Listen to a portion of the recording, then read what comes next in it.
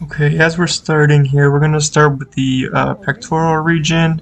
It's going to be a third of the distance for women from the anterior axillary line. It's going to be a diagonal fold from, so a third of the distance from the anterior axillary line to the nipple region.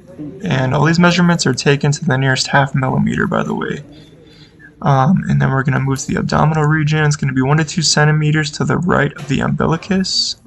And all these measurements are taken on the right side, just so we can have uniformity in our measurements. The thigh is going to be taken half the distance between the proximal patella area, or the top of the kneecap, and the hip crease area.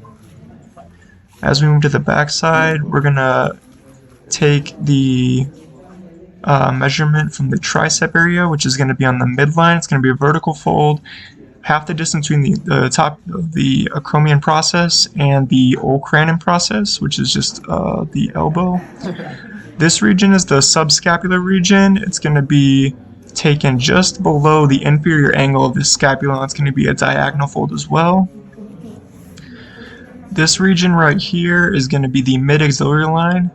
It's going to be in line with the armpit region. I had a little difficulty here taking the measurement because there's sports bra was in the way, but it's going to be in line with the xiphoid process, which is the very bottom of the sternum.